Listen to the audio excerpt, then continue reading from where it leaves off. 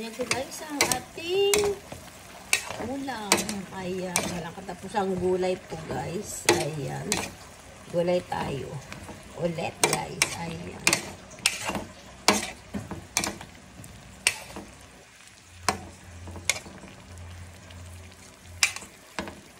Ayan po guys, tapos nagprito na po ako na ayan po guys. Yung dried fish. Tapos, ayan, may praso tayong pusit. Ayan po ang ating terno sa ating gulay po guys. Tapos, meron tayong pinritong ang dried fish. Ayan.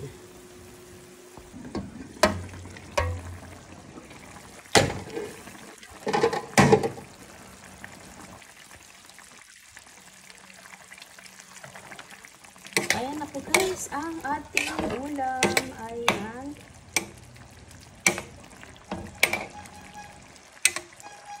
Ayan po guys, ready to serve na po. Napadami tayo ng sabaw.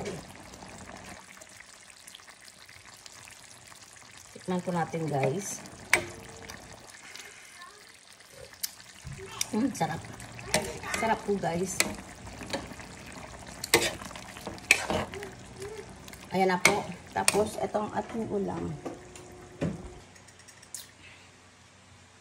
Ayan po guys. Ready to serve na po ang ating pananghalian. Tara guys, kain na po tayo. Ayan po, gulay na may kasama po siyang dried fish. Ayan, ang ating pananghalian ngayon.